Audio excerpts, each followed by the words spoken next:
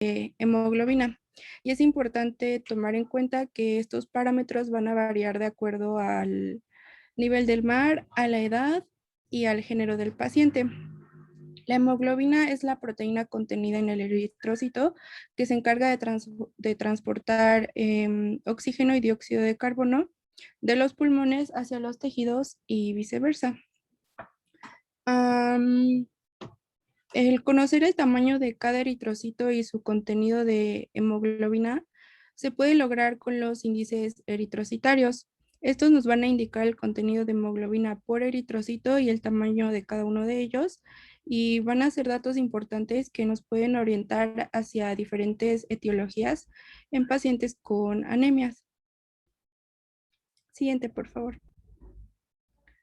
Bueno, aquí dentro de esta línea eritroide está el hematocrito.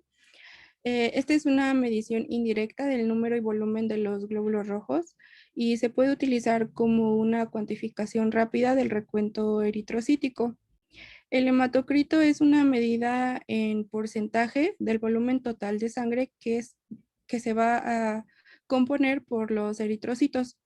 Los valores normales pueden variar de acuerdo al género y a la edad. Las mujeres tienden a mostrar cifras menores que los hombres y las cantidades van a ir disminuyendo conforme avanza la edad. También podemos encontrar concentraciones disminuidas en anemia, y cuando las cifras están aumentadas, pues nos indican eritrocitosis. Este examen está indicado en pacientes con sangrado continuo o como parte sistemática del hemograma. Y también es una parte integral para la valoración de los pacientes con anemia.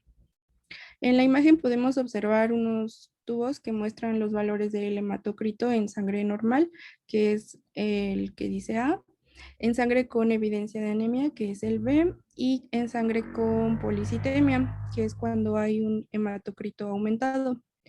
Y ya, siguiente, por favor. Bueno, como se los mencionaba, los valores normales pueden variar de acuerdo al género y a la edad. En hombres es de 42 al 52% y en mujeres va del 37 al 47%. En el embarazo, estas cifras también se pueden ver reducidas debido a la hemodilución que está presente durante el embarazo. El hematocrito también puede verse alterado por muchos otros factores. Por ejemplo, en pacientes deshidratados, el volumen total de la sangre se va a contraer, por lo que los eritrocitos van a formar una proporción mayor del volumen total y la medida del hematocrito va a ser alta, pero de manera falsa. Si los eritrocitos aumentan también en tamaño, pueden conformar una mayor proporción del volumen total y la medida del hematocrito también se va a aumentar de manera falsa. Cuando el hematocrito está aumentado, observamos, bueno, como tal la eritrocitosis en enfermedades cardíacas congénitas, deshidratación o en pacientes con EPOC. Y va a estar disminuido en pacientes con anemia, hemoglobinopatías, cirrosis, hemorragias, enfermedades renales, en el embarazo, en artritis, lupus, linfoma, mieloma, leucemia y enfermedad de Hodgkin, por mencionar algunas. Siguiente, gracias. La concentración de hemoglobina, bueno, este es otro parámetro que se mide en la biometría hemática. Esta va a ser una medida de la cantidad total en la sangre periférica. En condiciones normales, la prueba se puede llevar a cabo como parte de una biometría hemática completa. Y bueno, aquí pues ya hemos visto muchas veces la función de la hemoglobina, que sirve como un vehículo para el transporte de oxígeno y de dióxido de carbono. La capacidad de transporte de oxígeno de la sangre está determinada por la concentración de hemoglobina, que pues también funciona como un sistema de amortiguación ácido-base. Esta está indicada para la cuantificación indirecta también del recuento eritrocítico para pacientes con sangrado continuo o como parte normal de la biometría hemática completa, y pues también nos sirve para valorar a los pacientes con anemia. Siguiente, por favor.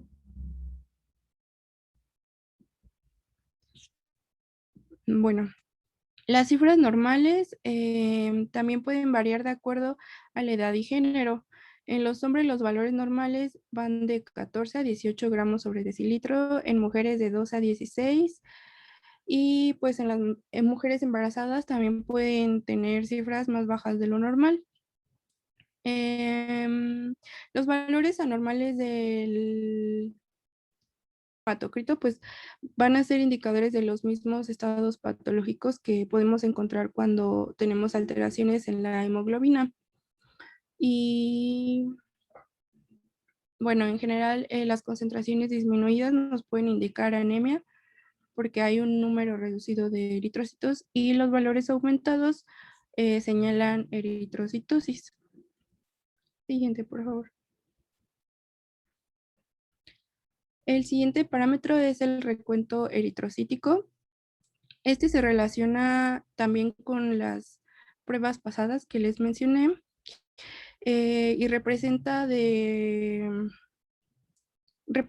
el número de glóbulos rojos en la sangre periférica.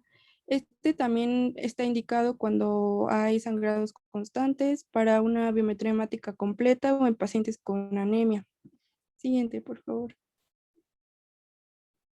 Los valores normales para el recuento eritrocítico en hombres es de 4.7 a 6.1 y en mujeres de 4.2 a 5.4. Estos valores también se ven afectados de acuerdo al género y la edad. Aquí, bueno, van a existir varios factores que pueden alterar las concentraciones de eritrocitos o disminuirlas, como una hemorragia, hemólisis, deficiencia alimentaria, aberraciones genéticas, insuficiencia medular o enfermedad renal. Y vamos a tener las mismas alteraciones cuando los valores están alterados que en los pasados. Siguiente, por favor.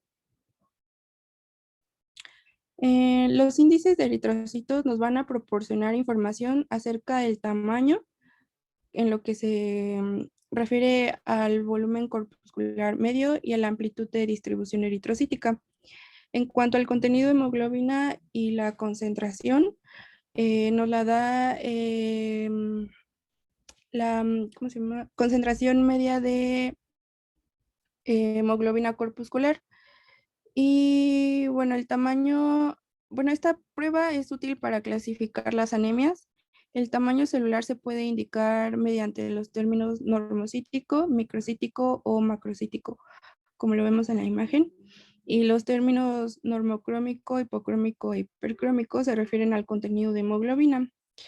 La información adicional con respecto al tamaño, forma y color y a la estructura se pueden observar más detalladamente en un frotis sanguíneo que vamos a ver más adelante. Siguiente, por favor. Bueno, vamos a empezar con el volumen corpuscular medio. Esta es una medida de volumen o de tamaño que es promedio de un solo eritrocito y por lo tanto se utiliza para la clasificación de anemias. Este se puede calcular al dividir al hematocrito entre el recuento total de los glóbulos rojos. Su valor normal es de 80 a 90 femtolitros y estos valores también pueden variar respecto a la edad y género. Cuando aumenta el volumen corpuscular medio, se puede decir que los eritrocitos son grandes o macrocíticos. Si disminuye, se le conoce como microcítico. Y bueno, esta alteración la podemos observar en las anemias por deficiencia de hierro o con talasemia. La hemoglobina corpuscular media, esta es la medida de hemoglobina, bueno, la cantidad de hemoglobina que se va a encontrar en un glóbulo rojo. Se calcula al dividir la concentración total de hemoglobina entre los eritrocitos. Su valor normal es de 27 a 31. Y bueno, como las células macrocíticas tienen más hemoglobina y las microcíticas tienen menos hemoglobina, em, las causas que nos, eh, que alteren estos valores pueden notarse también en los, bueno, pueden también alterar los valores del volumen corpuscular medio. La concentración media de hemoglobina corpuscular es un parámetro de concentración promedio o de porcentaje de hemoglobina que hay en un glóbulo rojo. Su valor normal es de 32 a 36 gramos sobre decilitro. Cuando los valores disminuyen, la célula tiene deficiencia de hemoglobina y se dice que es hipocrómica. Y bueno, si las cifras son normales, se dice que es normocrómica y no pueden considerarse hipercrómicos porque un solo eritrocito solamente puede contener 37 gramos sobre decilitro de hemoglobina. Y la amplitud de distribución eritrocítica, este es un indicador de variación del tamaño de los eritrocitos. La amplitud de distribución eritrocitaria es el parámetro, o bueno, nos ayuda a medir el grado de anisocitosis. Esta es una alteración sanguínea que se caracteriza por la presencia de eritrocitos en tamaño variable y anormal. Les puse también aquí una tabla y pues es de las anemias y el tipo de alteración que vamos a tener con respecto a los índices eritrocíticos. Siguiente, por favor. Bueno, ahora vamos a ver la serie leucocitaria. Los leucocitos también son una parte importante para la defensa del cuerpo contra microorganismos cuando hay una infección o una sustancia extraña en el organismo. Van a activar al sistema inmunitario para defender adecuadamente al organismo y bueno, estas van a ser células nucleadas, incluyen a los neutrófilos segmentados y en banda, los monocitos, eosinófilos y basófilos. Estos forman parte de la inmunidad innata y los linfocitos van a formar parte de la inmunidad adaptativa. Los procesos infecciosos locales o sistémicos son la principal causa de modificaciones en el número total y diferencial de leucocitos. La leucocitosis es la elevación de leucocitos totales en la circulación y cuando es secundaria a infecciones bacterianas van a predominar los neutrófilos y bueno, también puede haber un incremento en bandas. Y cuando hay presencia de infecciones virales, van a predominar más los linfocitos. Siguiente, por favor. Bueno, como ya vimos, la función principal de los leucocitos es suprimir una infección y poder reaccionar contra cuerpos o tejidos extraños. Se identifican 5 tipos de leucocitos. Los que les mencionaba. Todos estos van a proceder de una misma célula madre que es pluripotencial dentro de la médula ósea y bueno, cada línea celular se va a diferenciar de manera separada. La mayor parte de los leucocitos maduros se van a encontrar en la sangre circulante y estos leucocitos se pueden dividir en granulocitos y agranulocitos. Los granulocitos son los neutrófilos, basófilos y eosinófilos y los leucocitos son los linfocitos y los monocitos. Esto es para recordar un poco de lo que vamos a ver ahorita. Siguiente, por favor. El neutrófilo es el granulocito más común, se produce en 7 a 14 días y va a permanecer en circulación solamente por 6 horas.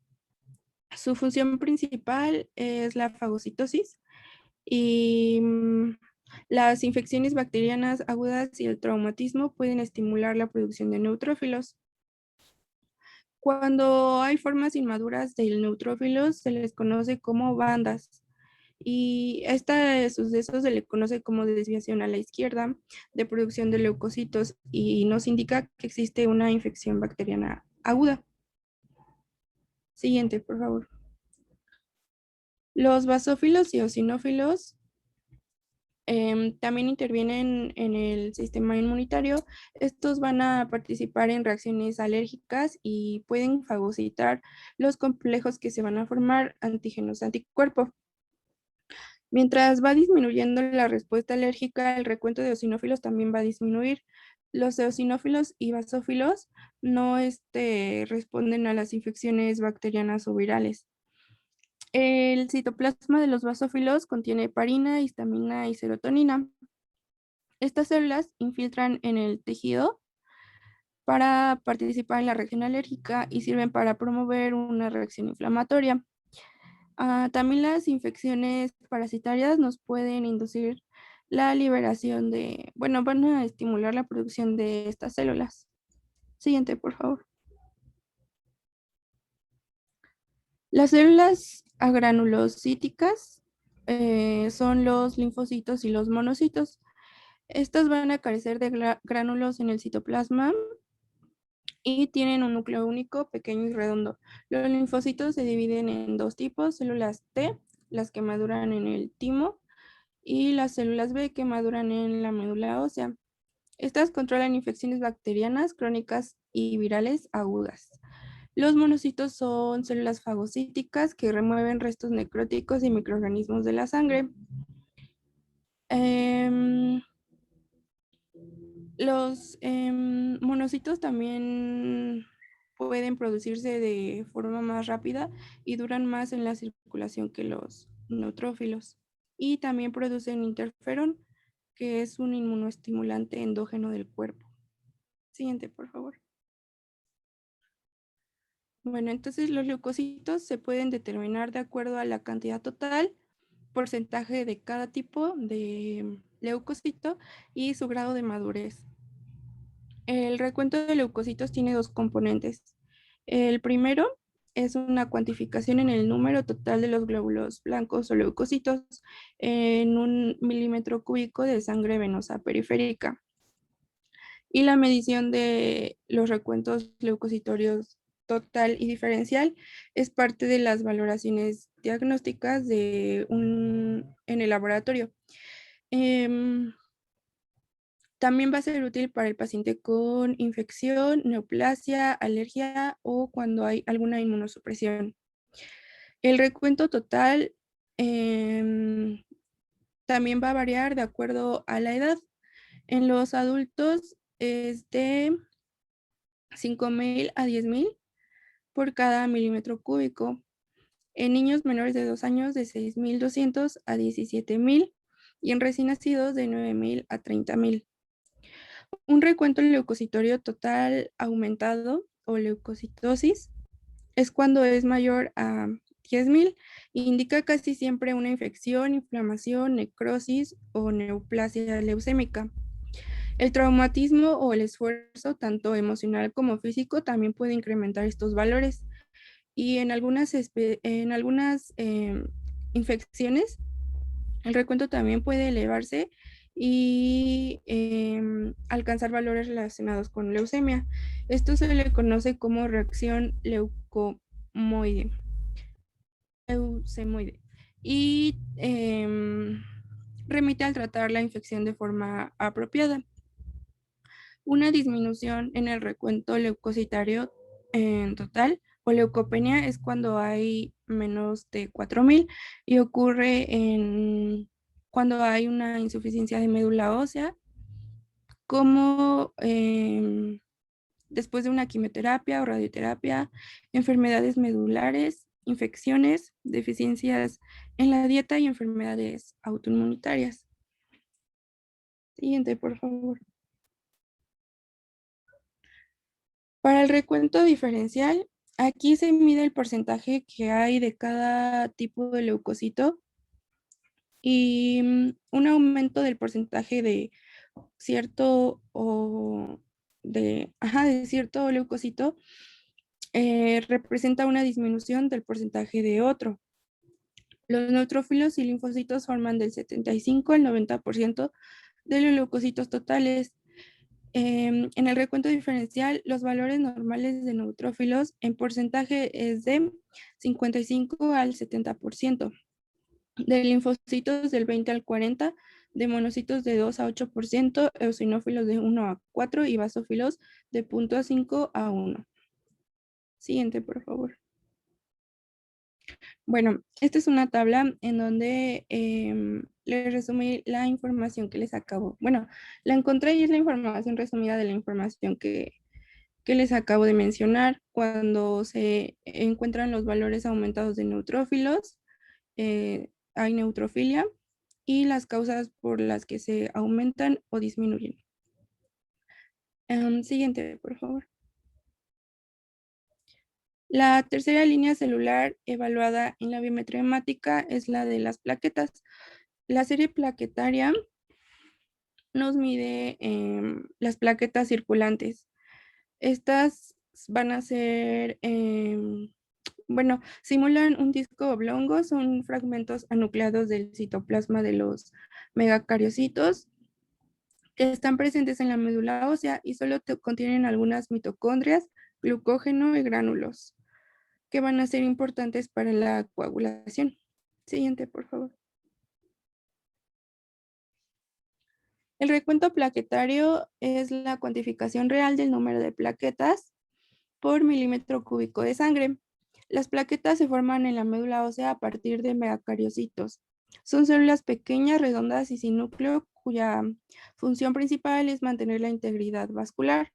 Cuando hay una lesión del vaso sanguíneo, se requiere de hemostasia para formar un coágulo que tapone el espacio hasta que se forme la cicatrización. La fase primaria del mecanismo hemostático incluye la agregación plaquetaria. Después las plaquetas van a iniciar una cascada de factores de coagulación. La mayor parte de plaquetas que va a existir en el torrente sanguíneo y solamente un porcentaje pequeño, que es el 25%, lo podemos encontrar en el hígado y en el vaso.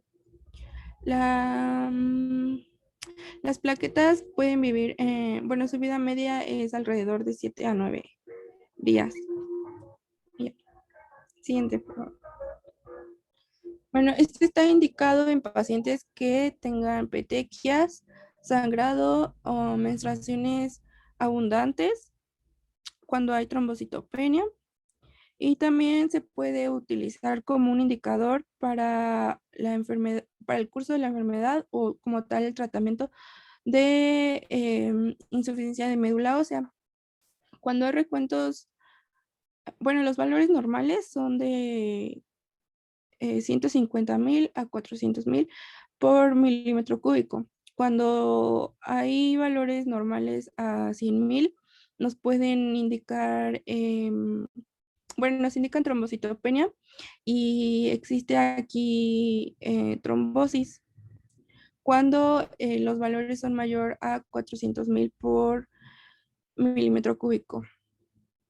Cuando hay trombosis, nos indica que existe algún trastorno maligno, policitemia vera, síndrome post-esplenectomía, artritis reumatoide, anemia por deficiencia de hierro o anemia posterior a una hemorragia.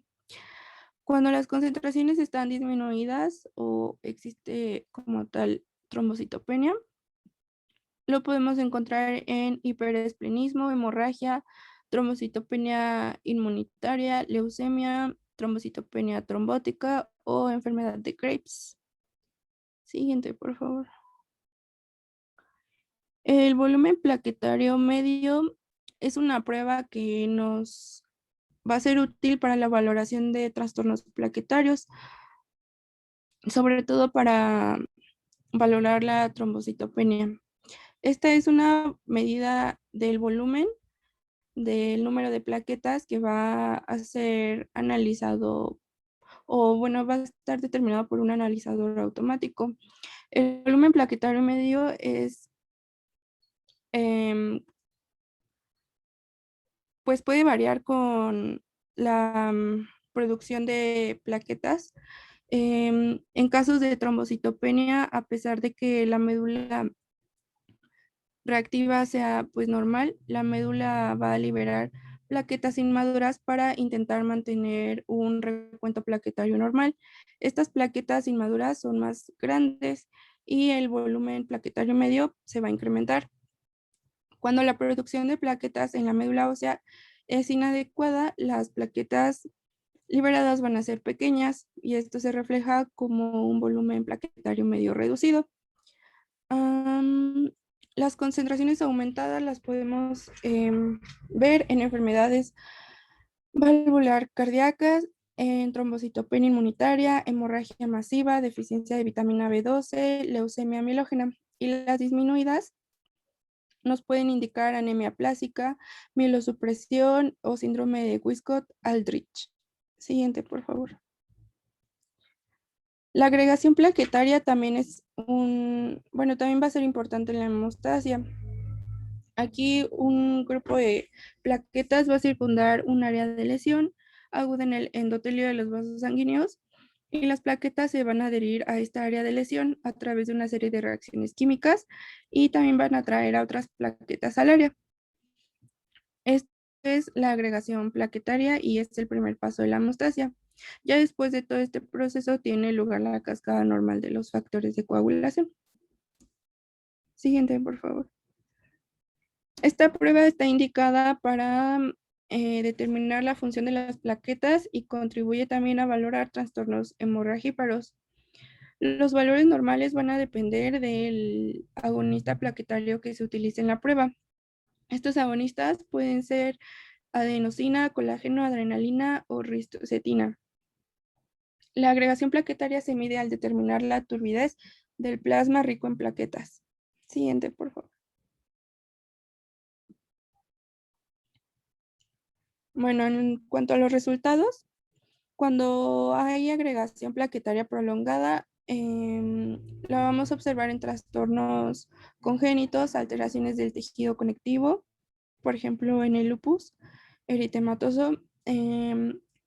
También cuando hay diálisis recientes, uremia, enfermedades mieloproliferativas y fármacos. Siguiente, por favor. Bueno, el anticuerpo plaquetario.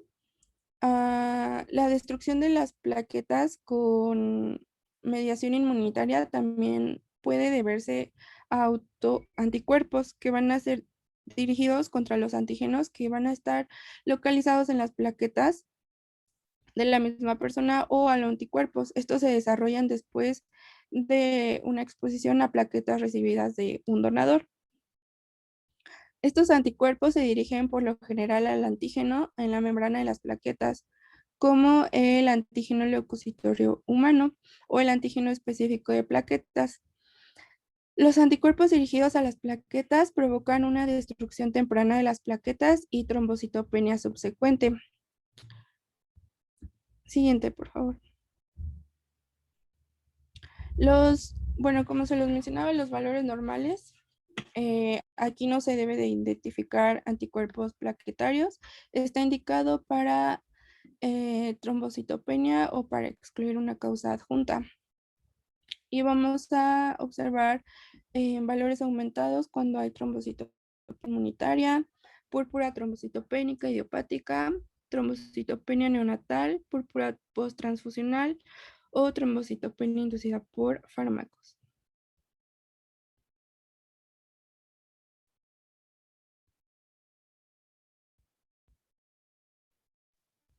Bueno, ahora pasemos con las pruebas de funcionamiento hepático, que bueno, para que primero tenemos que saber qué es la prueba de funcionamiento hepático y pues es un estudio de sangre que va a consistir en la medición de las diferentes concentraciones de la bilirrubina y de su actividad enzimática. Se va a utilizar para la determinación de presencia o ausencia de daño hepático, para realizar diagnósticos específicos, para determinar la severidad y establecer pronósticos favorables para el paciente y también monitorizar el curso de la enfermedad. La siguiente, por favor. Y bueno, esta pruebas de funcionamiento hepático, para su estudio lo podemos ver que se puede clasificar en 7 tipos, en las que va a medir las pruebas que son metabólicas, en donde se va a encontrar la bilirrubina, donde hay pruebas de síntesis proteica que se va a encontrar la albúmina y el tiempo de protrombina, en donde va a haber pruebas indicadoras de necrosis y de colestasis, pruebas inmunológicas, pruebas virales y marcadores genéticos. La siguiente, por favor. Y bueno, ¿cómo es que vamos a poder hacer una interpretación del perfil hepático? Bueno, pues como dijimos que esta prueba es para determinar la función hepática, pues obviamente es parte de la valoración de los pacientes adultos que pueden llegar a veces a tener hasta anemias hemolíticas que nosotros debemos de saber qué es lo que está pasando. Ajá, entonces una manera de poder encontrar a estos pacientes con anemias hemolíticas, bueno, pues es el aumento de la bilirrubina, que como bien recordamos, el metabolismo de la bilirrubina va a comenzar con la degradación de los glóbulos rojos y la hemoglobina se va a liberar de los glóbulos rojos y se va a degradar por las moléculas de hemo y de globina. Entonces, el grupo hemo se va a catabolizar para formar la biliverdina y la biliverdina se va a transformar en bilirrubina. Esto es de forma así como pues muy sintetizada, ¿no? Ya sabemos qué enzimas son las que provocan este cambio.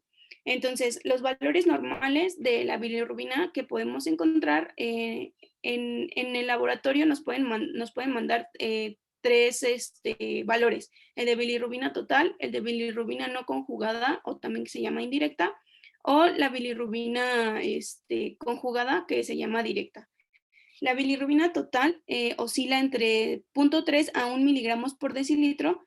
La bilirrubina indirecta oscila entre 0.2 a 0.8 miligramos por decilitro y la directa oscila entre 0.1 y 0.3 miligramos por decilitro. Entonces, si obviamente hay un aumento en estos valores, pues es a lo que se le conoce como una hiperbilirrubinemia. Entonces, hay que también tener en cuenta que hay una hiperbilirrubinemia fisiológica, en donde esto se va a visualizar preferentemente en los recién nacidos, que pueden llegar a tener un valor de hasta de 1 a 12 miligramos por decilitro. Ajá, también que nos condiciona una hiperbilirrubinemia fisiológica, pues el ayuno prolongado y las grandes alturas. Sin embargo, si ya tenemos una hiperbilirrubinemia no conjugada o indirecta, pues ya estamos hablando de diferentes patogenias, como por ejemplo anemia hemolítica, anemia perniciosa, eritropoyesis ineficaz o hasta por una transfusión masiva de sangre. Ajá.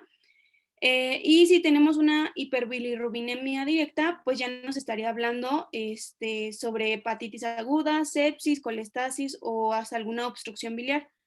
La siguiente, por favor. Y bueno, si las elevaciones de la bilirrubina disminuyen, pues se le va a conocer como hipobilirrubinemia. En algunos artículos mencionaba que pues realmente esta hipobilirrubinemia tiene escaso interés clínico, pero en un libro encontré que pues realmente interesa para las anemias, en este caso anemia plástica o anemia ferropénicas que sean de manera muy intensa. Ajá. La siguiente, por favor. También vamos a poder hacer la interpretación de la proteína de albúmina, en donde, pues, para mandar nosotros hacer esta prueba de albúmina, pues las indicaciones van a ser que tenemos que cuantificar esta proteína para ver cómo es que está, para identificar más bien las alteraciones, ajá, que pueda haber en estas proteínas por un amplio espectro de enfermedades, ¿no? Como infecciones, inflamación o hasta alguna neoplasia hematológica. Entonces, los valores normales que podemos encontrar siempre nos van a reportar en laboratorio las proteínas totales, la albúmina, la globulina, la alfa-1 globulina, alfa-2 globulina y la beta globulina. Ajá. Las proteínas totales van a oscilar de 6 a 8.3 gramos por decilitro, de albúmina de 3.4 a 5.4 gramos por decilitro, la globulina de 2.3 a 3.4 gramos por decilitro, alfa 1 globulina de 0.1 a 0.3 gramos por decilitro, alfa 2 globulina de 0.6 a 0.1 gramos por decilitro y la beta globulina de 0.7 hasta 1.1 gramos por decilitro. Entonces, ¿por qué nos van a dar estos valores el laboratorio? Bueno, pues porque la albúmina y la globulina van a representar la mayor parte de las proteínas dentro del cuerpo. Entonces, estas se determinan juntas como proteínas totales. Ajá. Entonces, hay que recordar pues que la albúmina es una proteína que se forma en el hígado y constituye casi el 60% de las proteínas. Su efecto principal pues es mantener la presión coloidomótica dentro de la sangre. Ajá, entonces, si hay un aumento de albúmina, nos puede estar hablando de alguna deshidratación. La siguiente, por favor. Y si sus valores disminuyen tanto en proteínas como, no, en proteínas, albúmina o alguna de las globulinas, pues ya nos estará hablando de algunas otras enfermedades como desnutrición, embarazo, alguna enfermedad hepática, porque recordamos que, como ya les había mencionado, que la albúmina se sintetiza en el hígado, entonces pues ya nos orientaría por dónde buscarle el diagnóstico certero. Ajá. También podría haber alguna nefropatía, una sobrehidratación o hasta alguna enfermedad inflamatoria. Ajá. La siguiente, por favor. Y dependiendo si hay un aumento o disminución de estas globulinas, pues nos van a dar como tal algunas enfermedades que puedan incluir estos aumentos. Ajá. Entonces, si hay un aumento de la alfa 1 y alfa 2 globulina, se puede hablar de una enfermedad inflamatoria. Si hay una disminución, podemos hablar de enfermedad pulmonar, enfisema pulmonar juvenil en alfa 1 globulina, o si hay una disminución en alfa 2 globulina, pues podemos hablar de hemólisis, de enfermedad de Wilson o hasta insuficiencia hepática grave. Sin embargo, si hay un aumento de la beta globulina, pues podemos decir que puede ser debido a una anemia por deficiencia de hierro o si hay una disminución por desnutrición o por alguna coagulopatía. La siguiente, por favor. Y bueno, las transaminasas, estas transaminasas se manda a dar las indicaciones para poder determinar estos valores para valorar a los pacientes que tengan sospecha de afectación hepatocelular. Entonces, la AST, que es la aspartato aminotransferasa o también antes llamada transamino glutamil coaxoloacética sérica, que bueno, esta enzima se va a encontrar en concentraciones muy elevadas dentro de los tejidos como el músculo, tejido cardíaco, células hepáticas, células musculoesqueléticas, ajá, y en menor grado en riñones y páncreas, ajá. Y hasta en glóbulos rojos lo podemos encontrar. Sin embargo, si esta se hace presencia en alguna, en alguna enfermedad, pues ya nos está hablando sobre alguna lesión que va a afectar a las células de los tejidos que ya hablamos, ajá, porque pues se van a analizar estas células. Entonces, la aspartato aminotransferasa tiene un valor de 50 hasta 40 unidades por litro y la alanina aminotransferasa o también antes llamada como transamino glutamínico pirúvica sérica tiene su nivel sérico de 5 a 55 unidades por litro. Ajá. Y la alanina aminotransferasa pues es que esta enzima se manda a pedir por si se necesita una medida precisa de alguna mejoría o empeoramiento algunas afectaciones o enfermedades. Ajá. Entonces, si hay un aumento de estas enzimas, nos pueden hablar o bueno, nos puede dar referimiento que puede ser por causa de anemia hemolítica aguda, por pancreatitis aguda o por enfermedades hepáticas o musculoesqueléticas, por lo mismo que ya les había comentado, de que pues estas enzimas, si se encuentran muy elevadas en las células, pues los van a analizar. La siguiente, por favor. Y bueno, si hay una disminución de estas enzimas, podemos hablar de que puede estar cursando por alguna enfermedad renal aguda, por enfermedad de beriberi, por una cetoacidosis diabética, por embarazo o alguna diálisis renal crónica. Ajá. La siguiente, por favor. Bueno, la deshidrogenasa láctica, sus indicaciones más que nada, pues es para el auxiliar del diagnóstico, tanto como de lesión o afección cardíaca, hepática, eritrocitaria, renal o musculoesquelética. Ajá. Pero también esta se puede llegar eh, a encontrar en una lesión cerebral o pulmonar. Entonces, la deshidrogenasa láctica se va a encontrar en valores normales en los adultos de 100 hasta 190 unidades por litro. Ajá. Y si hay un aumento de esta deshidrogenasa láctica, puede deberse a una enfermedad eritrocitaria, ya sea una anemia hemolítica o megaloblástica, o por alguna enfermedad pulmonar, hepática, del parénquima renal, o ya como tal de enfermedad y lesión musculoesquelética, así como también isquemia o infartos intestinales o hasta estados neoplásicos, que pues es muy frecuente encontrar niveles muy altos de deshidrogenasa láctica. La siguiente, por favor.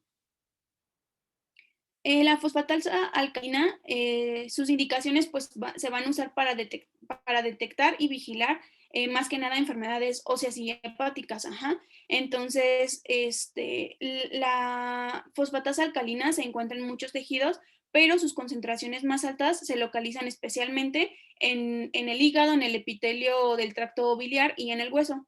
Entonces, en la mucosa intestinal y en la placenta también se puede llegar a adquirir esta fosfatasa alcalina. Ajá. Entonces, se denomina fosfatasa alcalina debido a que su función pues va a incrementar debido a su medio alcalino, ajá, que va de un pH de 9 hasta 10. Y pues es importante reconocer, porque ya les había mencionado, que pues si hay un aumento, pues nos está hablando de trastornos hepáticos y óseos. La fosfatasa alcalina oscila en un valor normal de 30 a 120 unidades por litro, y si hay un aumento, como bien dijimos, pues ya nos estaría hablando de alguna cirrosis primaria, de algún tumor hepático o metástasis, alguna osteomalacia o enfermedad de Pillet, alguna artritis reumatoide. Ajá, la siguiente, por favor.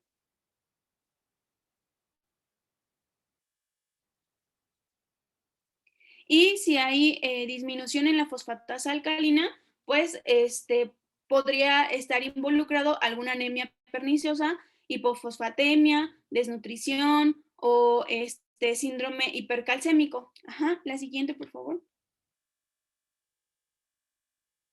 Y bueno, la gamma glutamil transpeptidasa, sus indicaciones va a ser para, pues realmente es como un indicador sensible sobre igual enfermedad hepatobiliar. Entonces, se usa más que nada como algún indicador sobre algún paciente que tenga consumo excesivo y crónico de alcohol. Entonces, los valores normales pueden oscilar, bueno, esto va a depender si es en hombres y mujeres dependiendo de su edad. Entonces, en hombres y mujeres mayor de 45 años va de 8 a 38 unidades por litro, y si son en mujeres menor de 45 años, de hasta 5 a 27 unidades por litro. Si hay un aumento de esta gamma glutamil transpeptidasa, nos está hablando de alguna enfermedad como hepatitis, cirrosis o necrosis hepática, algún infarto de miocardio, ingestión alcohólica o enfermedades pancreáticas. La siguiente, por favor.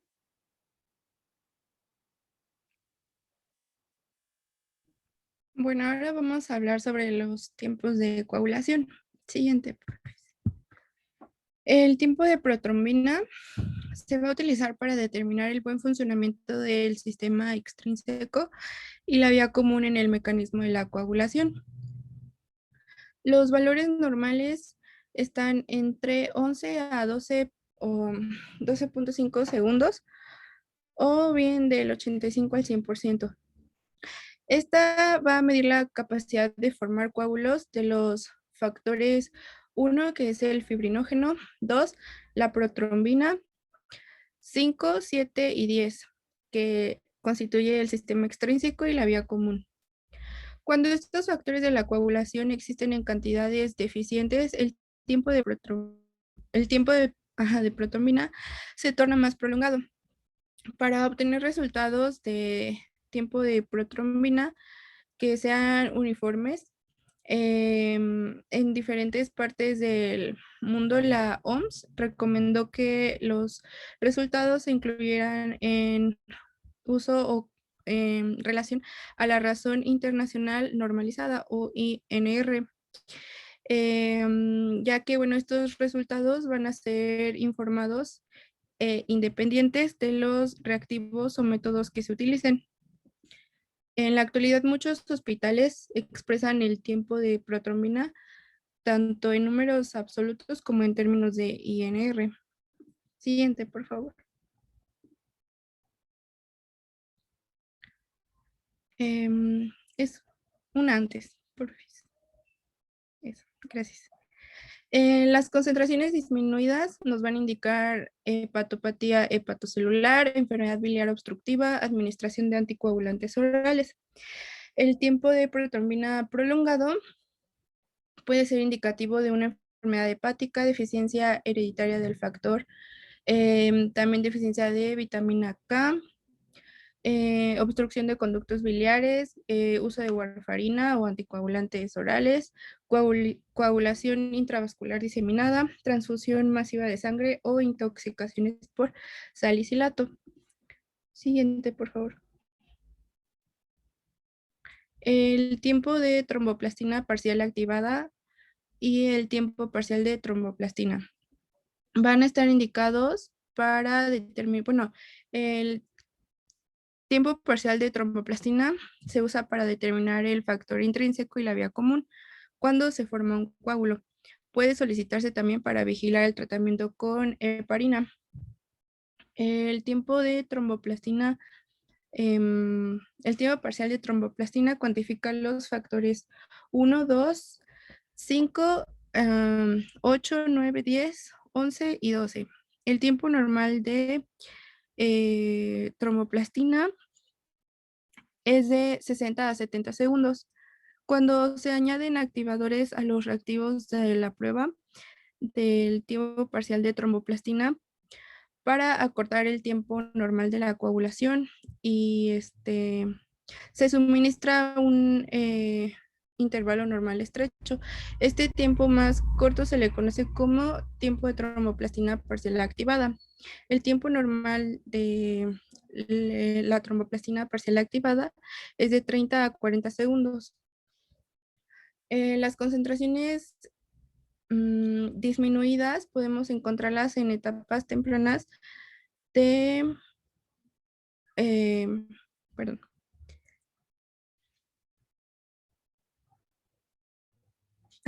las podemos encontrar también en deficiencias en cirrosis hepática, deficiencia de vitamina K, por el uso de heparina y de cumarina.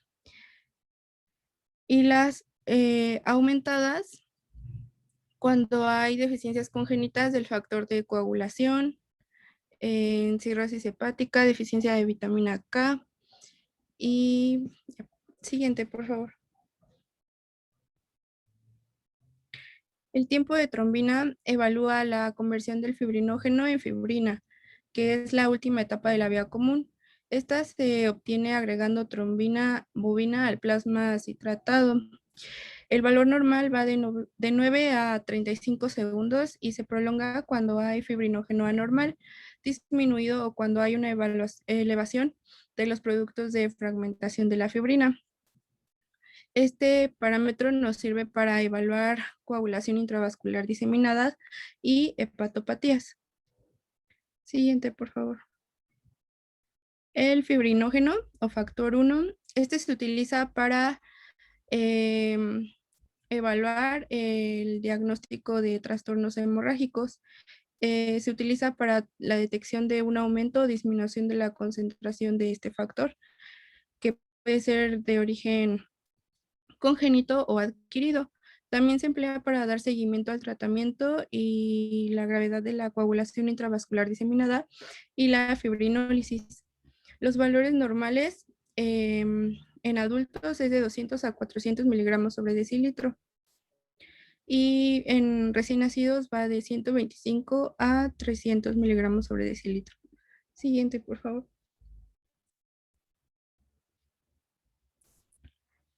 Bueno, ahora vamos a ver la actividad antitrombina y análisis antigénico. La actividad antitrombina puede estar indicada para la sospecha de estados hipercoagulables, para identificar la causa de resistencia a la heparina, cuando pues tenemos un tratamiento con heparina, y para el diagnóstico y tratamiento de síndrome de glucoproteínas con deficiencia de carbohidratos. Esto es porque la antitrombina 3 es una globulina alfa 2 que se produce en el hígado. Esta va a inhibir la serina proteasas que intervienen en la coagulación. El análisis antigénico antitrombina en plasma es mayor al 50%, en suero va del 15 al 34%, el inmunológico de 17 a 30 miligramos sobre decilitro y funcional de 80 a 120%. Siguiente, por favor. Bueno, en cuanto a los resultados, cuando está disminuido, nos puede indicar coagulación intravascular diseminada, estados de hipercoagulación, trastornos hepáticos, síndrome nefrótico, enfermedades de pérdida proteica o deficiencia de antitrombina 3 familiar hereditaria. Los valores aumentados pueden indicarnos que, bueno, se pueden elevar cuando hay un trasplante de riñón, en hepatitis aguda, ictericia obstructiva o deficiencia de vitamina K. Y ya.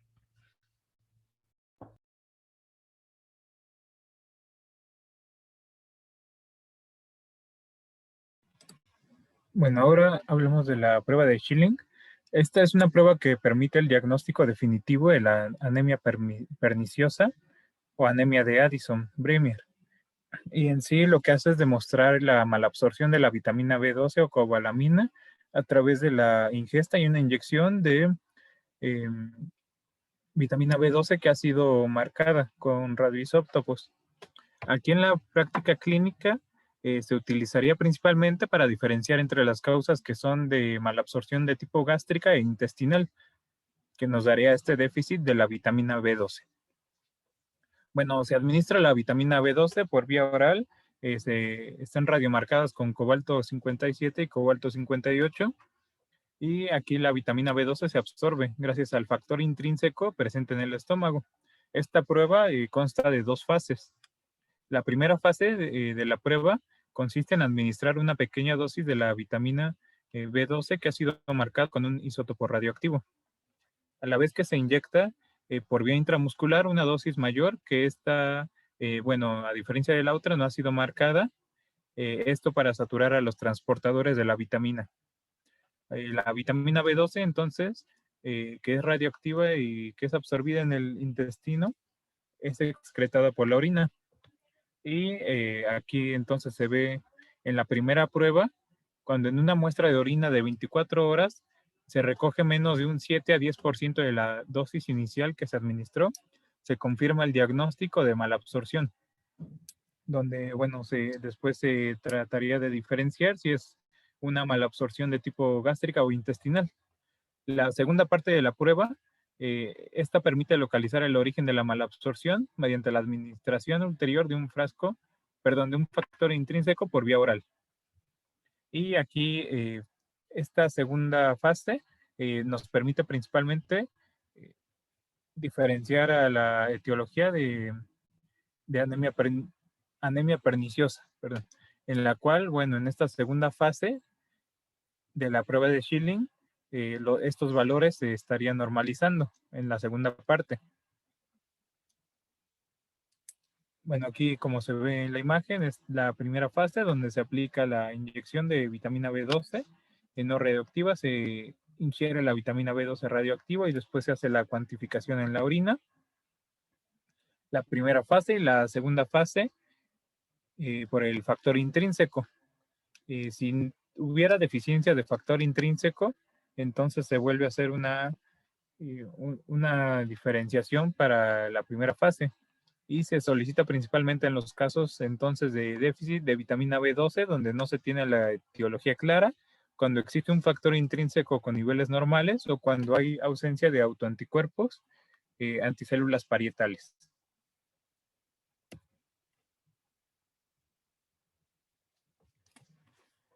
Hay otra prueba que está dentro de la inmunohematología, que es la prueba de Coombs. Estas son de dos tipos, son directa e indirecta. También se le conoce como prueba de antiglobulina y es un examen de sangre, el cual puede detectar la presencia de anticuerpos en sueros que reaccionan con antígenos de la superficie de los glóbulos rojos.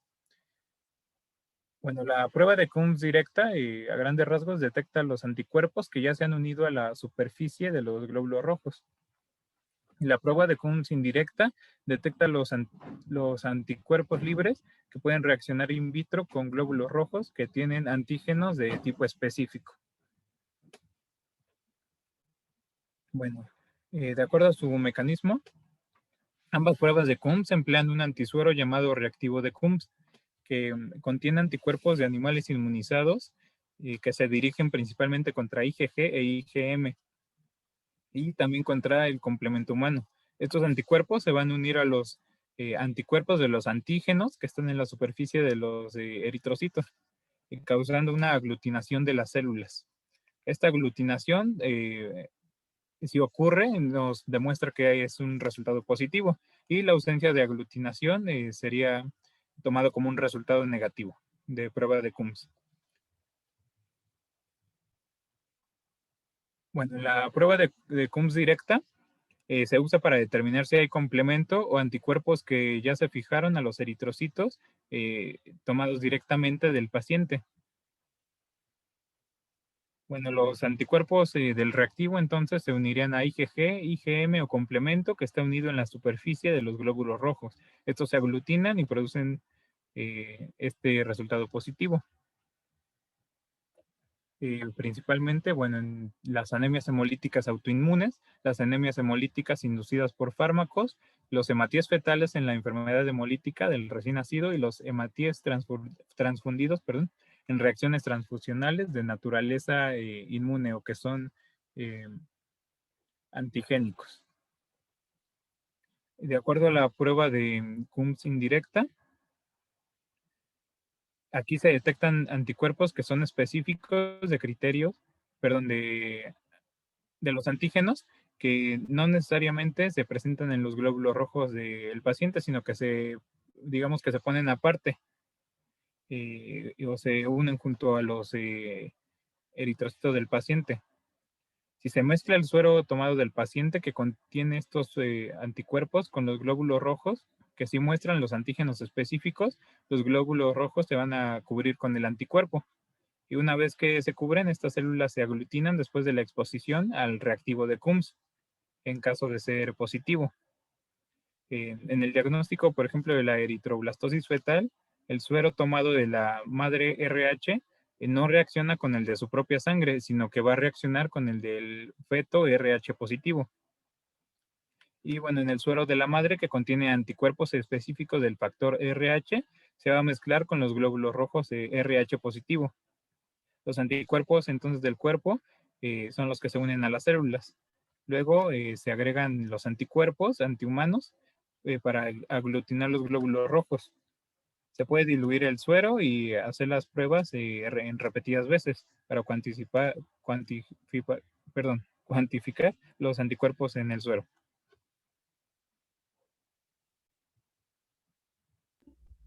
Bueno, ahora hablaremos sobre el estudio de la médula ósea. Siguiente, por favor. Tanto los leucocitos, eritrocitos y las plaquetas se van a formar a partir de precursores celulares en la matriz adiposa de los huesos. Esta se denomina médula ósea. Siguiente, por favor. Debido a que la médula ósea de los adultos se encuentra en los huesos planos, la muestra de médula ósea se obtiene de los huesos ilíacos de la pelvis. El lugar más seguro para ingresar al hueso ilíaco para obtener una muestra es la espina ilíaca posterior superior de la pelvis. Ahí las células formadoras de la sangre de la médula producen células sanguíneas y las liberan a la circulación. Siguiente, por favor. El análisis de la médula ósea revela el número, tamaño y forma de los eritrocitos, leucocitos y megacariocitos, que son los precursores de las plaquetas. Mientras estas células van evolucionando a través de sus diferentes etapas del desarrollo en la médula ósea.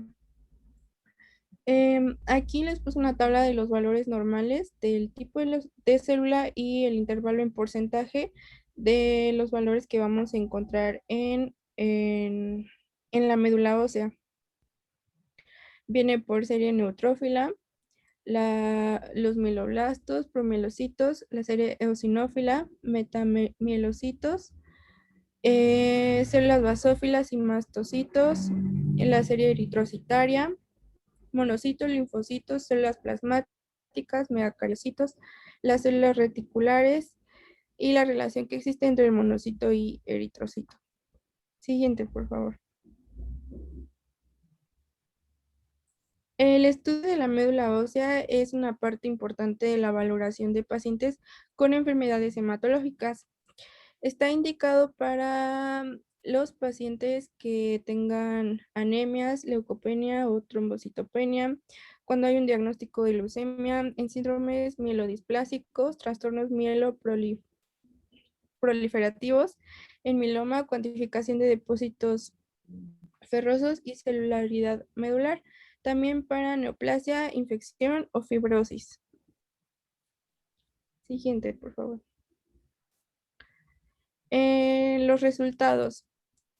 En una mielofibrosis son evidentes las enfermedades infiltrativas en la histología en cuanto a la causa específica porque demuestran la hipocelularidad dentro de la médula. En una infección tanto viral, bacteriana o micótica, bueno, en especial la bacteriana pues se va a relacionar con neutrófilos elevados.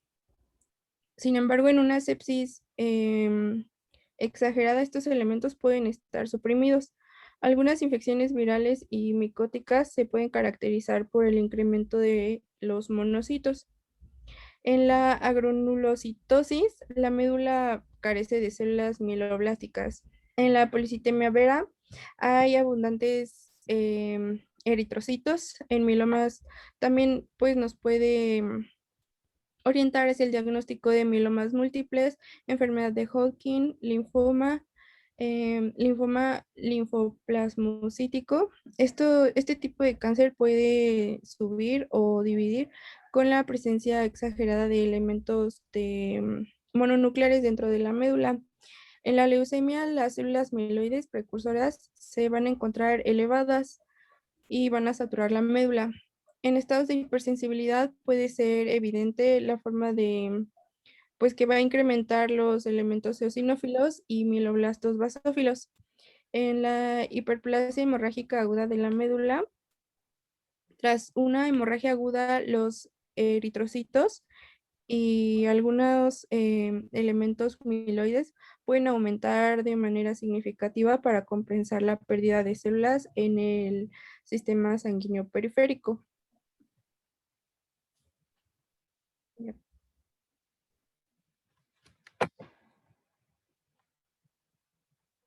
Bueno, ahora hablando de las tinciones, las tinciones hematológicas se pueden clasificar de acuerdo a la vitalidad de las células en las que se quiere teñir, dividiéndolas en las vitales, las cuales se realizan sobre células vivas, manteniéndolas en un dicho estado, a partir de nutrientes o de medios artificiales. La técnica se basa con la introducción de un colorante en la circulación de un organismo vivo. El verde de llano, las sales de tetrazolio o el azul de metileno son los principales ejemplos de estos colorantes. Están los supravitales. Eh, Estas tinciones son idénticas a las vitales con la diferencia de que la técnica se realiza sobre células o tejidos vivos que están aislados en el organismo del que proceden. O sea, está el tejido completo. Aquí los colorantes vitales se usan tanto para técnicas vitales como para las supravitales. Y están las no vitales, las cuales pertenecen a las tinciones hematológicas que se realizan sobre células muertas. Estas técnicas requieren un paso previo, que es la fijación de las células al portaobjetos, haciendo uso de algunos mecanismos como calor, etanol o metanol. Principalmente con la particularidad de que se mantienen inalteradas las estructuras de los diferentes componentes celulares. Tenemos la clasificación de las tinciones según su finalidad de uso, en donde encontramos a las tinciones tradicionales, como la Romanowski, o las tinciones especiales, que se usan para determinar la existencia y localización de diversas sustancias químicas en componentes celulares o sanguíneos, como las tinciones citoquímicas, las tinciones fluorescentes o con fluorocromos. Tenemos entonces a la tinción del colorante de Romanowski, que se usa universalmente para la tinción rutinaria en las extensiones y frotis sanguíneo. Bueno, aquí principalmente la tinción se debe a los gránulos. La tinción de sus gránulos se debe principalmente a dos componentes, que son el azur B o trimetiltionina y la eosina Y o tetrabromofluoresceína. Entre los colorantes de Romanowski, los más usados son el Jenner, el Kiemsa y el Leishman, que difieren de acuerdo a su calidad y de acuerdo a su procedimiento. Unos son más sencillos y otros son más complejos. También podemos encontrar a la tinción de Wright. Bueno, el pH hacia el lado alcalino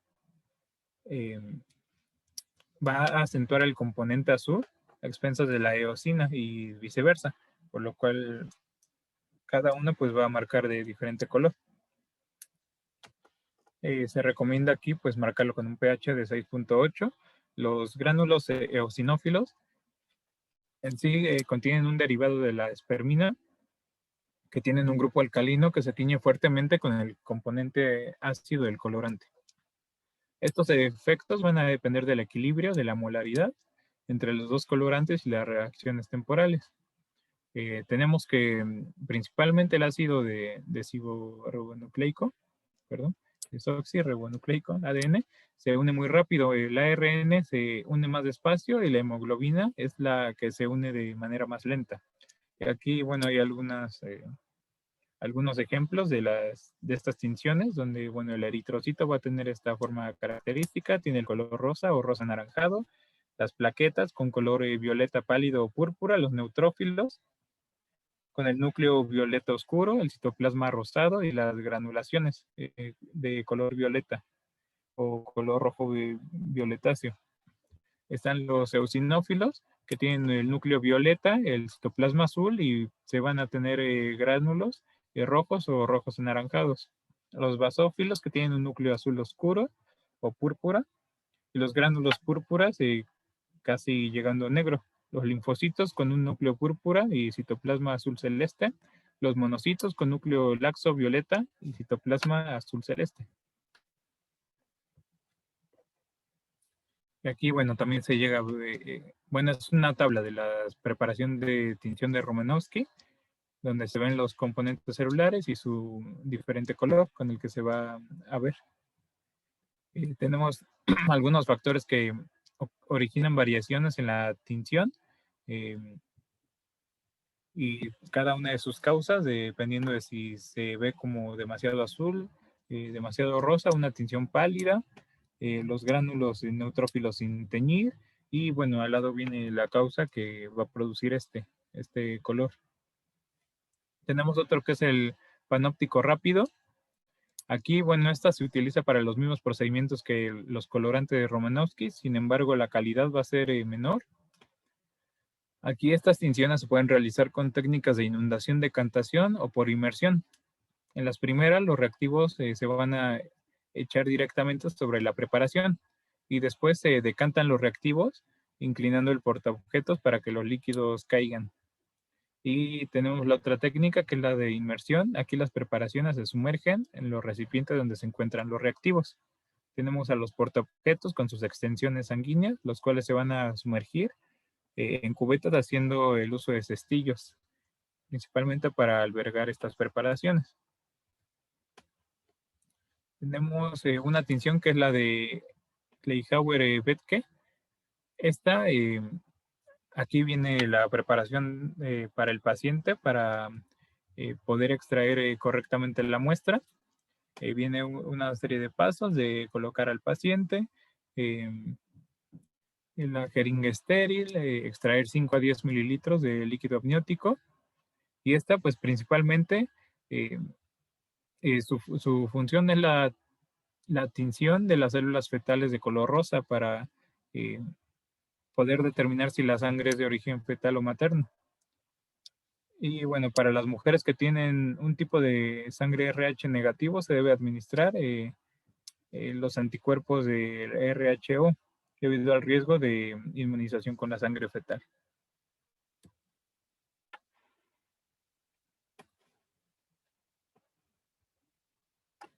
Bueno, seguiríamos con el frotis de sangre periférica. Bueno, ¿qué es este frotis de sangre periférica? Pues es la extensión de una gota de sangre que se le va a tomar al paciente y pues esta va a ser extendida sobre un portaobjetos y va a ser teñida con colorante apropiado, en este caso con Giemsa. Su función pues es muy importante para el estudio sobre todo de la morfología de los eritrocitos y ver las alteraciones en su color y su tamaño y así también como confirmar los índices eritrocitarios. La siguiente, por favor.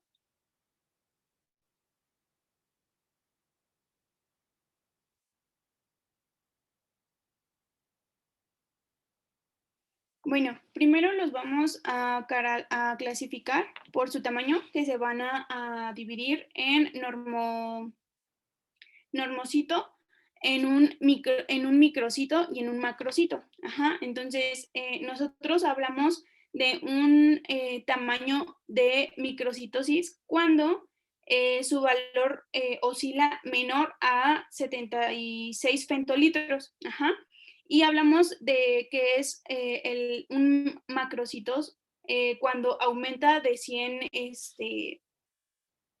femtolitros. Ajá, entonces, pues en su característica es el aumento y la disminución de tamaño del eritrocito. ¿Y en dónde podemos encontrar una microcitosis? En una anemia ferropénica, en una talasemia, en una anemia sideroblástica y hasta en un déficit de cobre. Sin embargo, una macrocitosis lo podemos, se refleja más bien en el déficit de folato o de cobalamina. La siguiente, por favor. Otra clasificación es por su tinción, como ya les explicó mi compañero Daniel, en donde se puede clasificar de manera como normocrómico, hipercrómico e hipocrómico. Ajá. Y se ve representado así como en las imagencitas que les estoy poniendo, en donde si el eritrocito es hipercrómico es porque la tinción aumentó en su color, ajá, o se tiñó más. Sin embargo, en un eritrocito hipocrómico, pues es que realmente pigmentó muy poco. Entonces, ¿en dónde vamos a encontrar un eritrocito hipercrómico? En esferocitosis por deshidratación o en gerocitosis, en donde podemos encontrar a un eritrocito hipocrómico en anemias ferropénicas, en talasemia, en anemia sideroblástica, en intoxicación por plomo y en algunas otras enfermedades crónicas. La siguiente, por favor. Y también aquí se hace su clasificación por la configuración, o sea, más que nada, cómo es como esa morfología del eritrocito, entonces se va a hablar de normoblasto, pues aquel eritrocito que tenga una característica de forma inmadura y nucleada, entonces, ¿en dónde se puede presentar este normoblasto? Bueno, pues se puede ver representado en una hemólisis grave, en talasemias, en eritroblastosis fetal o neonatal o hasta metástasis medulares. Hablamos de reticulocitos cuando su morfología está de forma inmadura, y estas se pueden encontrar generalmente en anemias regenerativas o anemias hemolíticas, o también se puede llegar a presentar por hipoxia. El esferocito, pues realmente, como lo dice su nombre, pues es un eritrocito completamente esférico, porque recordando que el eritrocito normal pues es de forma bicóncavo. Entonces, pues este esferocito se puede encontrar en patologías como esferocitosis hereditaria, anemia hemolítica autoinmune, en quemaduras también es muy, muy frecuente, en post-transfusiones o hasta una hiposfosfatemia. La siguiente, por favor. También se van a encontrar el eliptocito, que va a tener una característica, una morfología de forma oval o elíptica, como se puede ver aquí en la imagen, que es así como pues alargadito, ¿no? Como si fuera como un bolillito.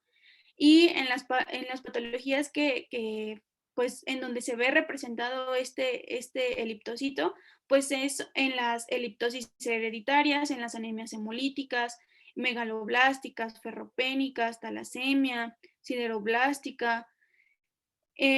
Un dianocito se caracteriza porque su morfología va a ser plana y va a tener una forma como de campanita, como lo podemos ver aquí. Yo diría que se ve mejor pues como medias lunas, ¿no? Y esta se puede ver representada tanto como en talasemias como en anemias ferropénicas, pero ya graves. El estomatocito, su característica morfológica es que se va a encontrar una hendidura central en forma de boca, y su disco es unicóncavo, y generalmente este representa a la anemia hemolítica.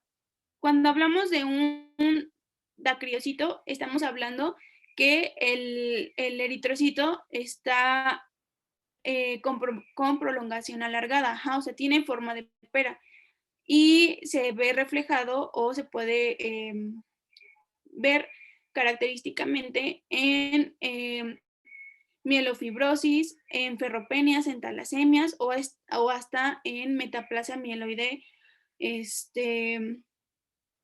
anogénica.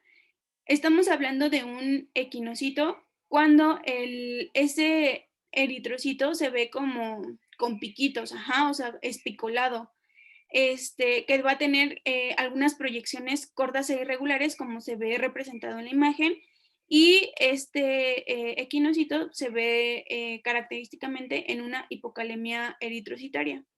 La siguiente, por favor.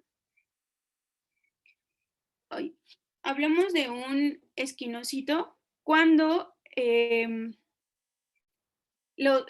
va a ver como cortado, como la mitad, o sea, va a estar fragmentado ese eritrocito. Y eso nos está hablando de una hemólisis mecánica. Cuando hay un acantocito es porque va a tener espículas de longitud y distribución irregular. Se puede ver como, o bueno, yo lo relaciono como pequeñas estrellitas que se ven. Y estos son representativos de anemias hemolíticas, talasemia y de quemaduras graves. El drepanocito, su característica morfológica es que va a tener como forma de hoz, y se va a encontrar principalmente en enfermedades de células falciformes o en hemoglobinopatías. Cuando estamos hablando de un queratinocito es porque ese eritrocito tiene dos espículas, o sea, estos como dos piquitos y esa U característica que forma. Y se encuentra en patologías como anemia hemolítica o coagulación intravascular diseminada. Y el canisocito, se puede diferenciar porque tiene dos áreas más claras, o sea, no hay que confundirlo. Entonces, este eritrocito lo podemos ver en anemias hemolíticas y cuando estamos hablando de un excentrocito es porque ese eritrocito, su morfología va a estar dada porque la hemoglobina se va a ver desplazada en un polo del hematí. Entonces, es por eso que se ve esa característica como si fuera como un aro, Y característicamente ese eritrocito se ve en la patología de déficit de glucosa 6-fosfato deshidrogenasa. La siguiente, por favor. Y ahora vamos a hablar su clasificación por las inclusiones citoplasmáticas, que va a ser por un punteado basófilo. No se ve muy bien en la imagen, pero si le podemos hacer zoom, su característica es que se ven agregados anormales de ribosomas. Y esto es muy frecuentemente encontrarlo en anemia perniciosa. Sin embargo, si hablamos de una policromasia, se ve representado en la imagen como con las flechitas. Entonces, eso nos indica que, o la característica morfológica que tiene, pues es que aún va a quedar ARN, y síntesis de hemoglobina que está incompleta. Entonces, esto se puede ver generalmente en patologías por hemólisis, por hemorragia o por hiperplasia eritroide. Hablamos de cuerpos de Howell-Jolly cuando hay o se van a encontrar restos de ADN nuclear en el interior de los hematíes, como se ve representado en la imagen, que son estos puntitos como de color morado. Y se encuentra generalmente en drepanocitosis, en mielodisplasia, en anemia perniciosa, en anemia ferropénica grave.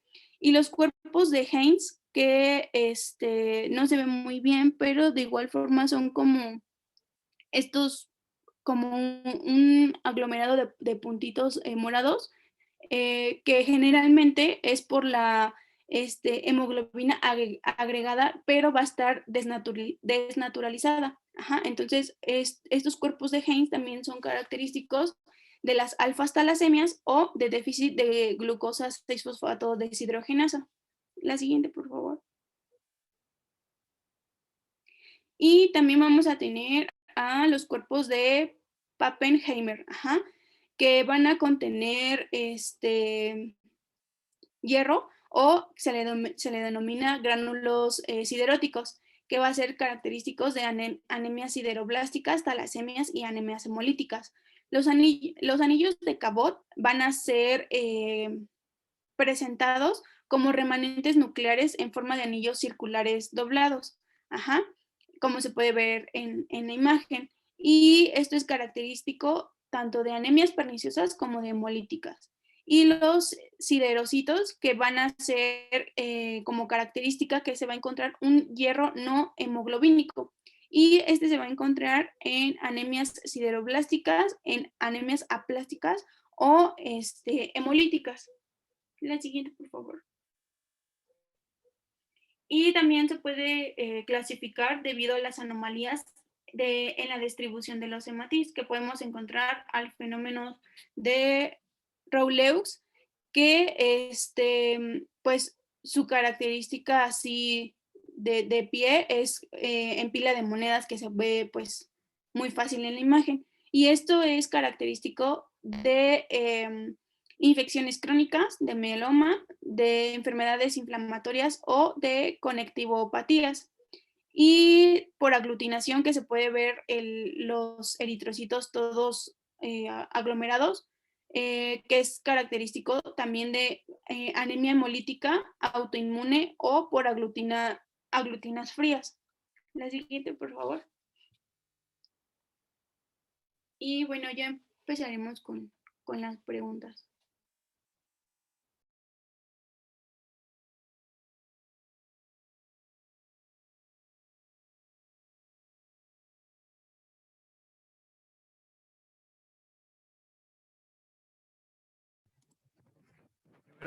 Entonces, ¿cuáles son las 3 series celulares que se analizan en la biometría hemática?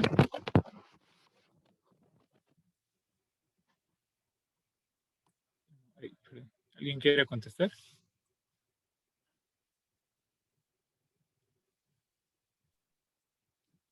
Bueno, serían la eritroide, la leucocitaria y la plaquetaria. La siguiente es, ¿cuáles son los índices eritrocíticos y cuáles son sus valores normales?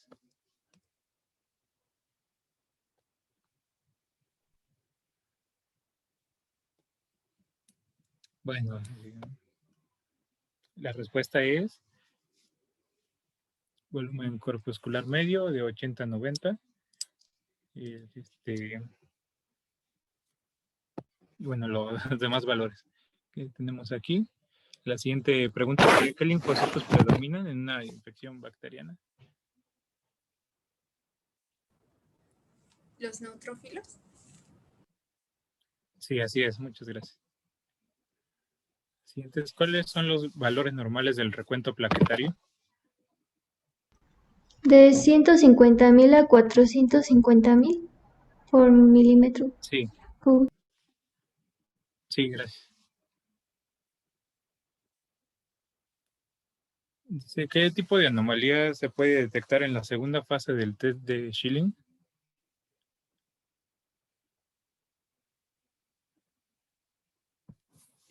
Anemia perniciosa, malabsorción intestinal de vitamina B12 o anemia por deficiencia de hierro. La B, malabsorción intestinal.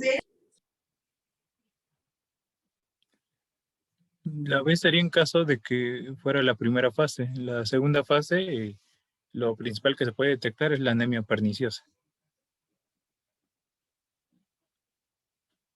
Dice, en esta clasificación de las tinciones se utilizan células o tejidos vivos que están aislados del organismo del que proceden.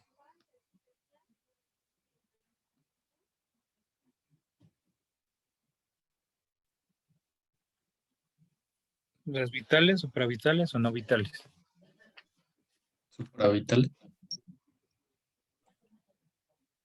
Sí, en este caso, bueno, son dos, son las vitales y las supravitales, teniendo en cuenta de que las supravitales siguen en el tejido. Bueno, la tensión de Kleihauer-Wetke tiñe las células fetales de rosa, ¿cierto o falso?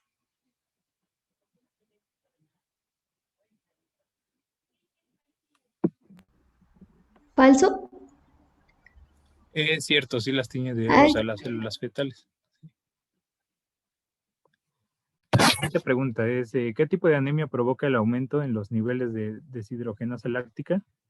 ¿Anemia ferropénica, no megaloblástica o hemolítica? Sí. Sí, la hemolítica.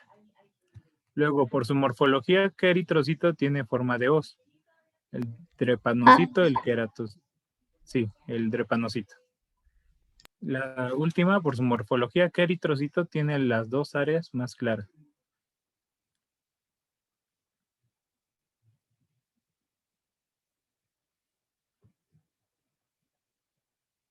La respuesta es el nisoíto.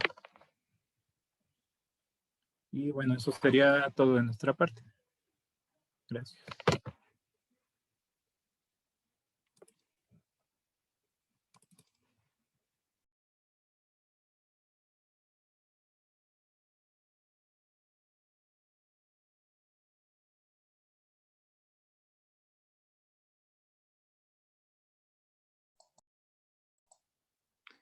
Y como ven, es un tema muy extenso de laboratorio hematológico, es otro mundo, ¿sí? Hay algunas cosas que ya sabemos, hay otras cosas que son nuevas para ustedes, pero conforme vayamos avanzando vamos a ver todo esto. Pues es muy importante conocer en forma inicial. Va a haber un tema al final de laboratorio que vamos a hacer todos los temas de laboratorio. Obviamente que con esto abarcamos casi un 70%, ¿sí? de los exámenes de laboratorio hematológico. Bien, ¿cuándo se dice que hay una anemia en la mujer? Según la OMS. Y en el hombre. ¿Qué dijimos en días previos?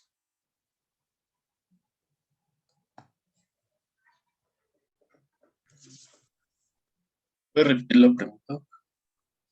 ¿Mandé? ¿Puede repetir la pregunta? Sí. ¿Cuándo se menciona que hay una anemia en el hombre y en la mujer embarazada? ¿Con qué cifras de hemoglobina y hematocrito? La mujer embarazada es abajo de 11. De 11, sí. En el hombre es por debajo de 13 y en la mujer por debajo de 12. Bien. ¿Qué nos valora el volumen corpuscular medio? El tamaño del eritrocito. El tamaño de eritrocitos, ¿sí? Y la hemoglobina corpuscular media.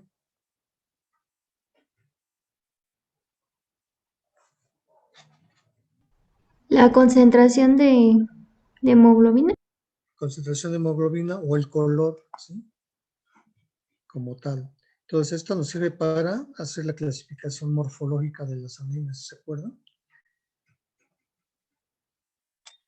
Doc. ¿Sí? ¿Se acuerdan o no? Sí. Bien. Ok. ¿Cuáles son los valores normales de los eritrocitos en el hombre?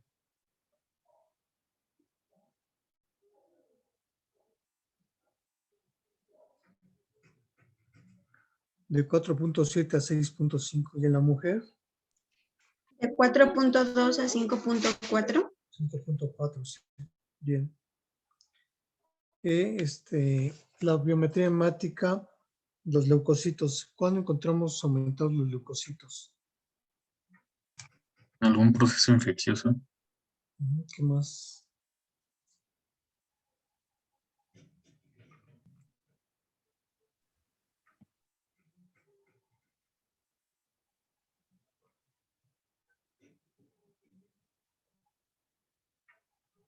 Neoplasias o alergias.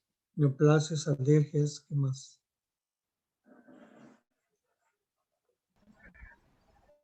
¿En el embarazo? El embarazo, sí. Leucemias. Con mucha frecuencia encontramos leucocitos elevados. ¿Disminuidos en qué tipo de pacientes?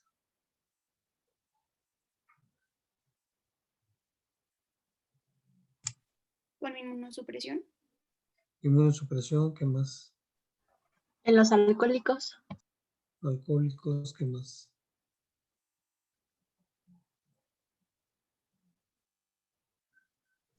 ¿Podría ser en infecciones virales? Infecciones virales, bien. Anemia plástica, podría ser. Anemia plástica, sí, es una de las características, pero también puede estar, encontramos que más en la anemia plástica. Trombocitopenia más y anemia, ¿no? Hemoglobina y hematocrito bajo. Bien. ¿Cuándo se dice que hay una reacción leucemoide?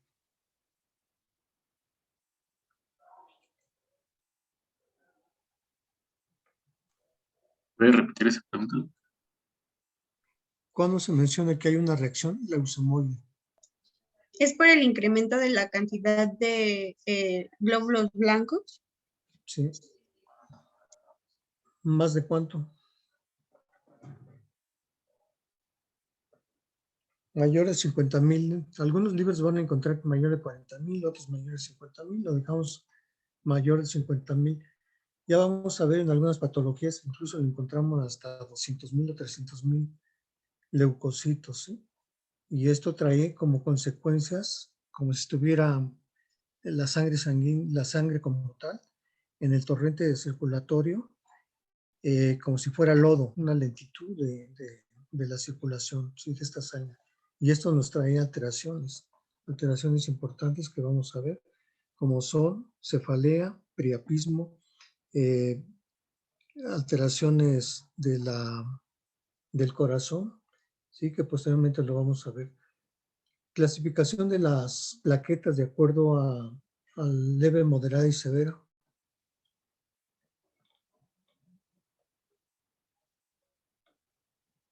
Leve, cuando se menciona que es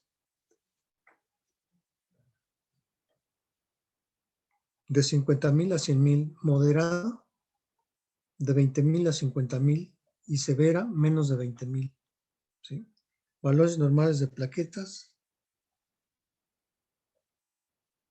¿cuáles son? De 150,000 a 400,000 Mm, milímetros cúbicos. sí, en algunos libros también lo van a encontrar hasta 300,000, ¿sí? 300,000 o 400,000 todavía está dentro de parámetros normales. Bien, ¿qué mide el TP? El tipo de protrombina.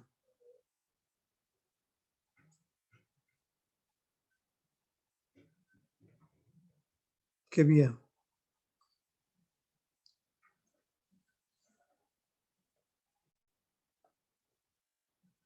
La extrínseca y la vía común en el mecanismo de coagulación. Vía extrínseca y vía común. Los valores normales de 10 a 15 segundos y nos valora los anticumarínicos orales, ¿sí? TPT, ¿qué valora? ¿Qué vía? Vía intrínseca, es de 25 a 35 segundos y nos valora el uso de heparina, ¿sí? TT, tipo de trombina, que es La conversión de fibrinógeno a fibrina. ¿sí? Sus valores normales de 10 a 15 segundos. ¿Para qué nos sirve el dímero D?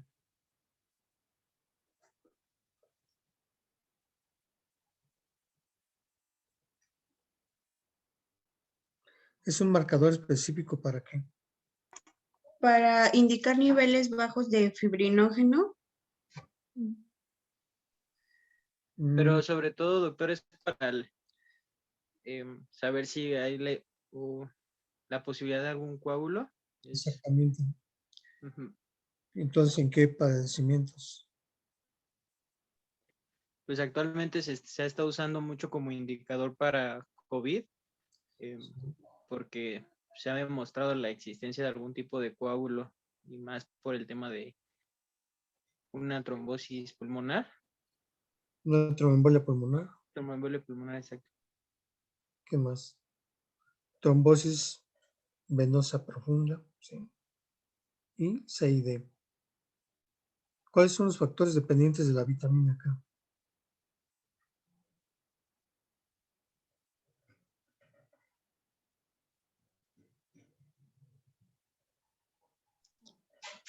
Es el 2, el 7, el 9 y el 10.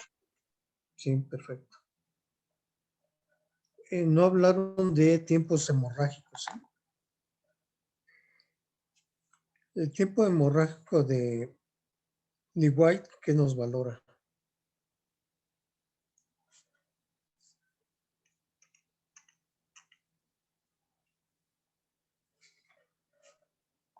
¿Y cuáles son los valores normales y cómo se hace?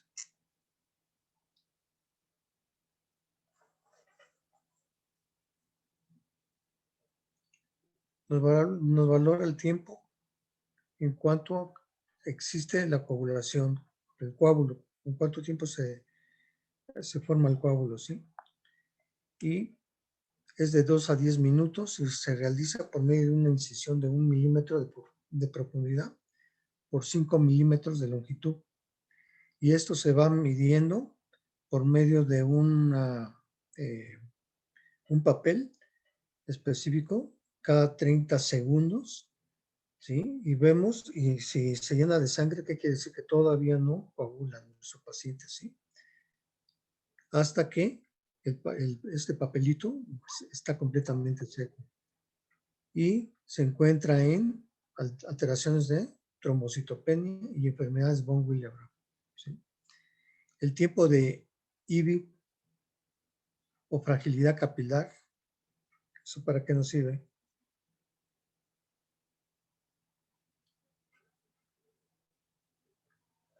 Para ver si existen alteraciones en algún vaso, ¿sí? Es la famosa prueba del torniquete. Esto se realiza por medio de un esfigmomanómetro. Se infla el manguito alrededor de 40 milímetros de mercurio. Se deja por 5 minutos y posteriormente se desinfla. ¿Y qué es lo que voy a ver? Si hay más de 5 petequias de diámetro, en un diámetro de 3 milímetros, esto es patológico y nos dice trastornos de vasculatura que nos lleva a condicionar una trombocitopenia y disminución del fibrinógeno. ¿Sí? Entonces, dos pruebas las debemos de tener en cuenta como tal. ¿Cuáles son los valores normales de médula ósea, células, granulocitos, eritrocitos y linfocitos?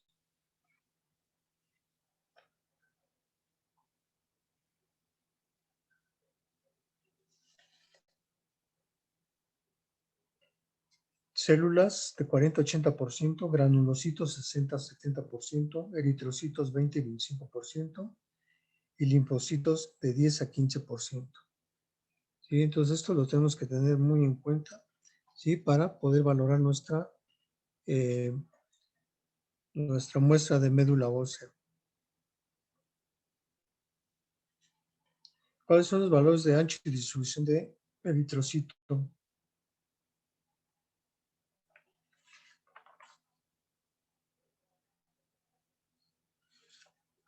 ¿Cuánto dijeron? De 11.5 a 13.5. ¿Sí? Nos habla de anisocitosis. Y nos falta otra prueba de... ¿Cuál es la prueba de Duke?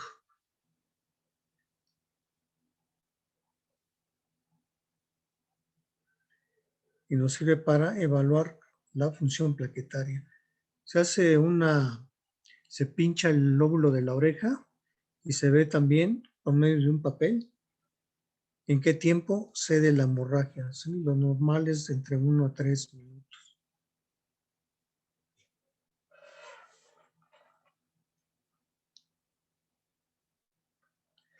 Los productos de degradación de fibrina, lo normal, ¿cuánto es? Menos de 10 miligramos sobre decilitro. Y esto nos puede llegar a condicionar un diagnóstico de CID y seguimiento del fenómeno trombótico.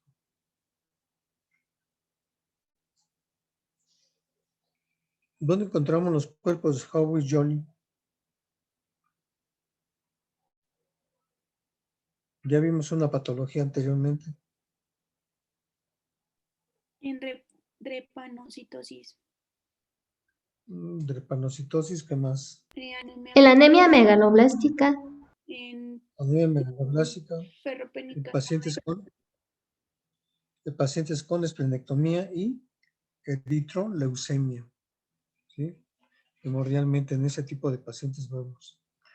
¿Para qué nos sirve la prueba de risitocina?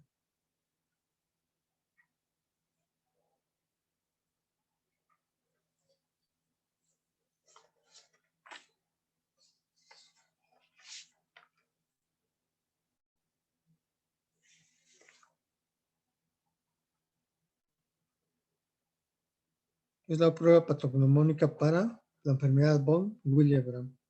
¿Sí? ¿Dónde encontramos los cuerpos de Heinz?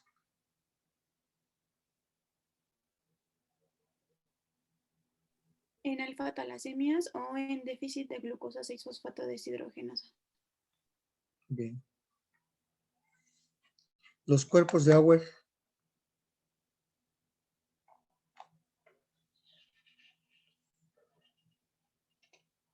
Son específicas de leucemia mielocítica aguda. ¿Sí? Ya estamos viendo algunas características de ciertas alteraciones. ¿En dónde encontramos las células de Reyes-Tenberg?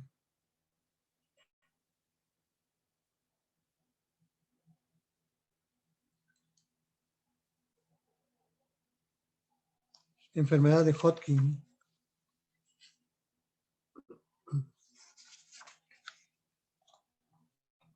Células en moneda.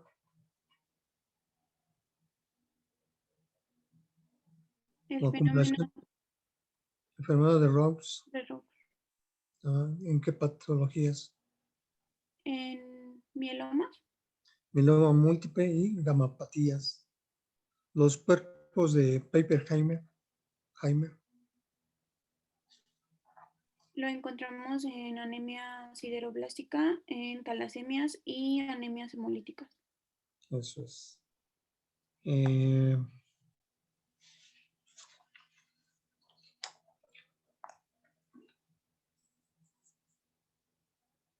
cielo estrellado, ¿en qué patología le vemos?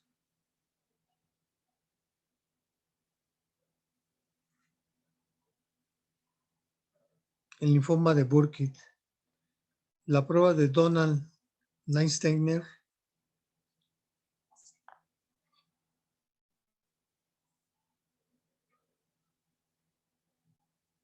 Para hemoglobina paroxística al frío. La prueba de Ham para hemoglobinuria paroxística nocturna. ¿Dónde encontramos el cromosoma Filadelfia? ¿Y qué translocaciones?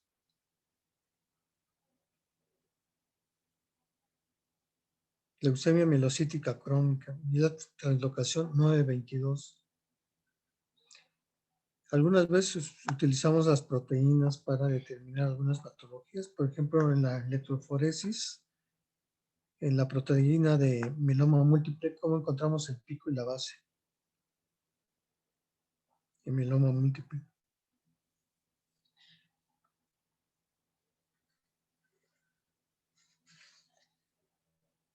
Pico alto y base angosta. ¿Sí? Bien. ¿Dónde encontramos eritrocitos?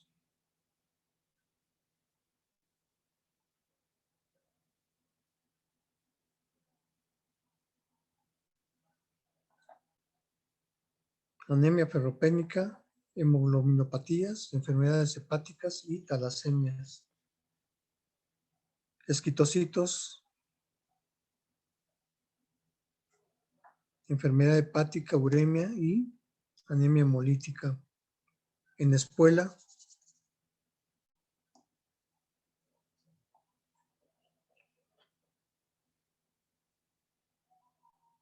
en alcohólicos. ¿Ustedes creen que nos pueda servir una placa de rayos X o una tomografía en alguna patología hematológica? Y quizá por la densidad del hueso, ¿no? ¿En cuál patología? No estoy loco, pero pues me imagino. Rayos X en síndrome de vena calma y en mieloma múltiple. Tomografía en Hodgkin, ¿sí? Enfermedad de Hodgkin. En cuanto a, déjenme ver, tinciones, vamos a ver tinciones. Hay ciertas tinciones que nos van a ayudar para el diagnóstico de algunas leucemias, ¿sí? Por ejemplo,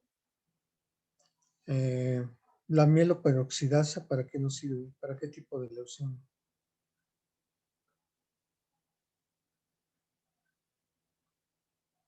Leucemia mielocítica aguda y también el Sudán negro. El PAS, ¿para qué es?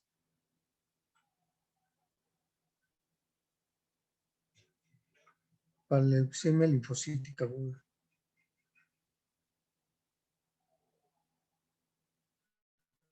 ¿Sí? Sí, vean que es bastante lo de laboratorio hematológico. Pero hasta ahí le dejamos, ¿sí? Y vamos a... Continuamos. ¿Qué día quieren que nos veamos? Pues ¿No? el viernes, ¿no? No, el no sé. viernes ya está. ¿Pero Pero qué alguna día puede cosa- usted, doctor? Yo puedo, No, el miércoles. va a estar medio difícil. Es que yo puedo ya, como les dije, a esa hora.